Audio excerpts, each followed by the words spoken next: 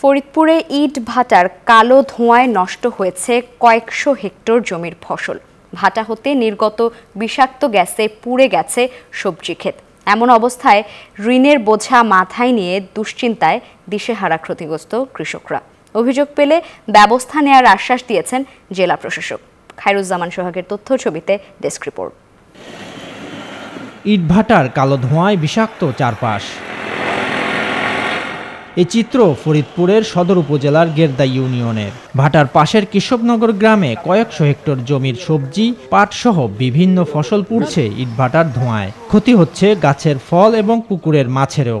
এই ধোঁয়া আসছে, আমার ক্ষেতটা একেবারে বিলীন করে দিয়ে গেছে ভাই। সংসার কিভাবে চলবে? আমি তো এইসব শাকসবজি বেচি, আমি সংসার চালাই। ভাই ওই কি মেডিসিন দিয়ে ধোয় ধুলি পরে আমরা যে পুঁইশাক ক্ষেত করছি কয়েকজনে 4-5 বিঘা ভুই, ওই সব ক্ষেত নষ্ট হয়ে গেছে। বইলার টাকা আছে, আমরা টাকা দিতে পারি না, কিস্তি উঠেছে, কিস্তি টাকা দিতে পারি না। এ বিষয়ে ভাটা মালিকের কাছে অভিযোগ করেও প্রতিকার মেলেনি। ইট ভাটার মালিকের কাছে যাই এবং তাদের কাছে অবহিত করার পরে তারা আমাদের কোনো কথাই কর্ণপাত করে না, বরঞ্চ তারা আমাদের কৃষকদের হুমকি ধমকি দেয়। কৃষকের অভিযোগের বিষয়ে জানতে চাইলে ক্যামেরা দেখে ক্ষিপ্ত হয়ে ওঠে ভাটা কর্তৃপক্ষ। কি বলেন? এই যখন পরিস্থিতি, তখন লিখিত অভিযোগ পাওয়ার অপেক্ষায় স্থানীয় প্রশাসন।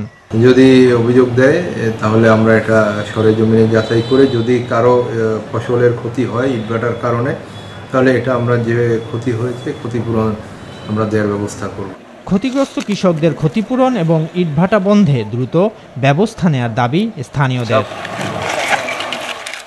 Desk report, news 24।